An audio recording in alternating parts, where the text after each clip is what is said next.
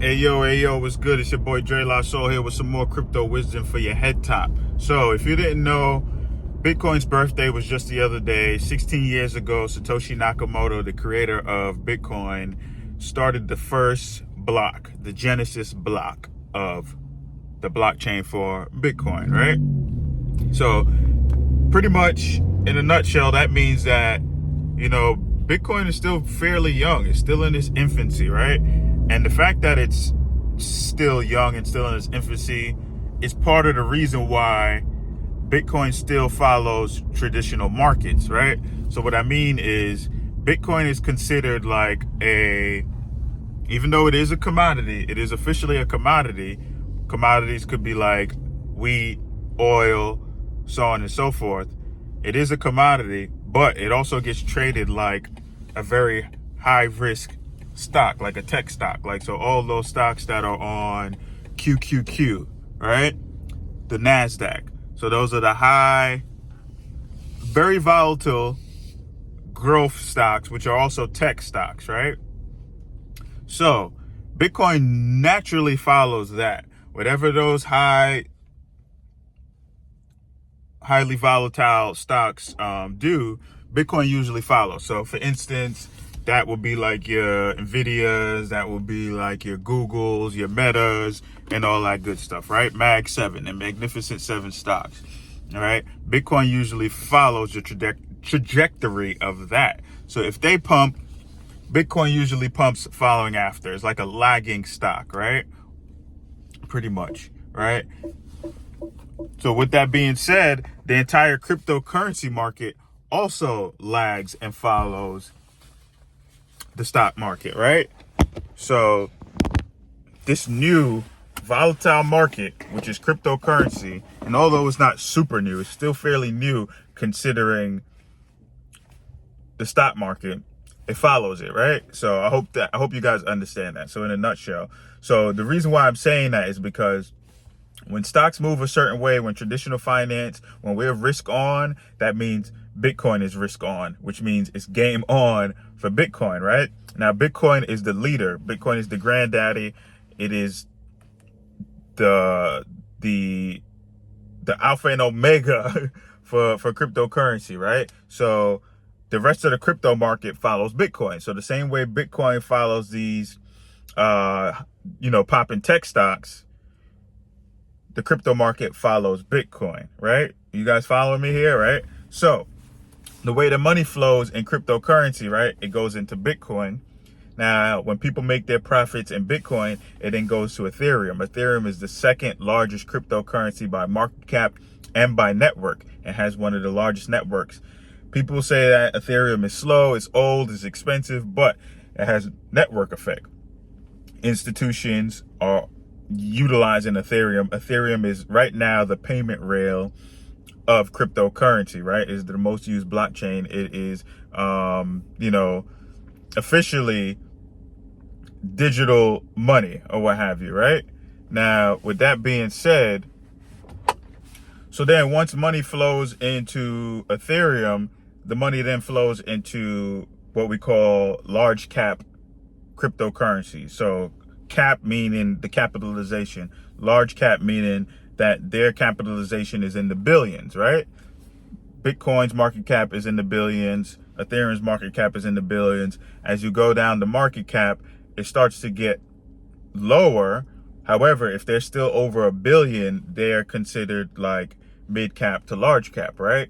Then it goes to small cap. Small cap will be anything under a billion, essentially. So like the high hundreds of millions and whatnot. And then the micro caps would be the very small ones, the ones that are just a million. Some, it might even be lower than a million, but that's when you're in the trenches. So the way the money flows is it goes into Bitcoin. Bitcoin goes up, people take profits, they put those profits into Ethereum. Ethereum is the leader of altcoins. So Bitcoin is the leader of crypto. Ethereum is the leader of the altcoins. The money then goes into Ethereum, people make profit. Then the money then goes into things like Solana, which is a large cap. Then you got another large cap like Avalanche. You got Chainlink. Now you got things like Sui and BitTensor and their protocol. There's a lot of coins that are making headway and becoming large cap because they're market cap is growing essentially, right? So that's the way the money flows. And then the money flows into the very spicy coins, those micro coins. Now, I like to compare this whole theory and the way money flows and the way the price action goes to like a trampoline, the trampoline effect, right? So the big fat kid that jumps on the trampoline, which would be Bitcoin. Bitcoin would be the big fat kid. When it hits the trampoline and bounces, it bounces fairly high.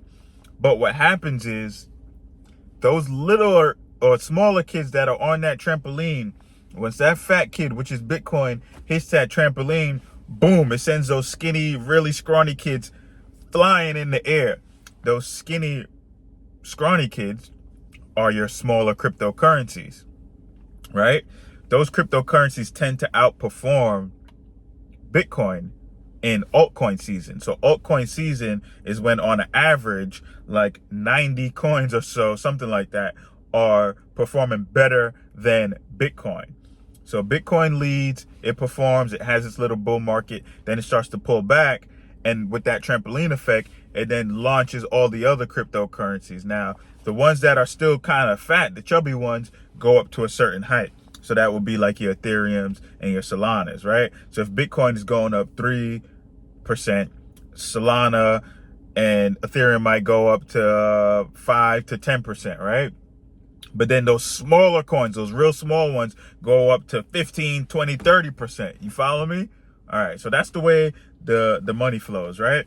Now, going back to what I was saying, that, Bitcoin is like a lagging asset for very risky assets like your QQQ, your NASDAQ stocks, the big tech stocks, the Mag 7, right? Now, we also in cryptocurrency mirror certain trends or certain narratives, right? Narratives in cryptocurrencies is like, what categories do you put these particular cryptos in, right? So narratives could be like layer one cryptocurrencies. Layer one cryptocurrencies are like the software layers, the foundational layer for this whole crypto thing, the main rails, right? Those main rails would be your Ethereums, your Solanas, your Near protocols, your Ton, Avalanche, Phantom. Those are all layer one blockchains, right? Another narrative would be gaming coins. So coins that are focused on gaming infrastructure. Then another category would be DeFi, decentralized finance. So things like Uniswap and, decentralized exchanges and pretty much finance in a decentralized way, right? Now, one of the most popular narratives right now, or two of the most popular narratives, are meme coins and then AI, but specifically AI. So AI is also a trend in traditional finance, like in the stock market. You got stocks like Nvidia, right? And you got companies like Meta, Microsoft, Google, Amazon. All these companies are investing big money into artificial intelligence. Right? You got Microsoft that owns part of OpenAI. OpenAI is the parent company for ChatGPT. ChatGPT was the most used AI app ever, right? It had the biggest network effect in the shortest period of time out of any,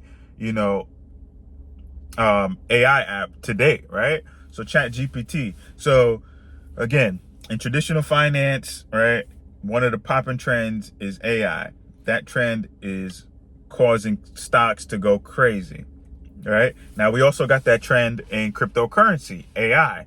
And we got coins that have been exploding, specifically like coins like virtual protocols. That coin had went crazy in the past couple of months. I started following this coin at 40 cents. That coin is like $4 now, right? Just giving you some perspective, and that's in a matter of what, a month and a half. So just giving you some perspective. The AI category, the AI narrative, the AI niche is super, super big. Not only in stocks, but also in cryptocurrency. So I say that to say that whatever is popping in traditional finance can possibly get mirrored in cryptocurrency. But the beauty of cryptocurrency is that it's more exponential. Cryptocurrency is more volatile. So if Nvidia is going up a certain percentage, you can expect the same thing with that trampoline effect, these cryptocurrencies to go crazy, right? The market cap of Nvidia is like 3.5 trillion, right? The market cap of the entire cryptocurrency market is about 3.5 trillion as well, right? So that means that the market cap of Nvidia, that one stock, is the market cap of thousands of cryptocurrencies, which is insane, right? Now, I forget what the exact statistics is, right? But they're saying by 2030, the AI market could be worth like, what is it, like 30 billion or something crazy like that. I don't remember the exact numbers, but just giving you some perspective of the opportunity that's available, right? And we are the front runners. We are before the big wigs, before the big dogs, before the smart money, quote unquote. But in cryptocurrency, technically the enthusiasts are really the smart money, right? We're ahead of everyone. So I say that to say, do your research in AI, do your research for AI for cryptocurrency, specifically like AI agents, AI launch pads, right? Like Virtuous Protocol. Take a look at the frameworks and understand like ELIZA and GAME, which is GAME. These are all different frameworks that these AI protocols are using. Then you also have DEPIn, which is Decentralized Physical Infrastructure Network, which is pretty much the Internet of Things, IoT, right?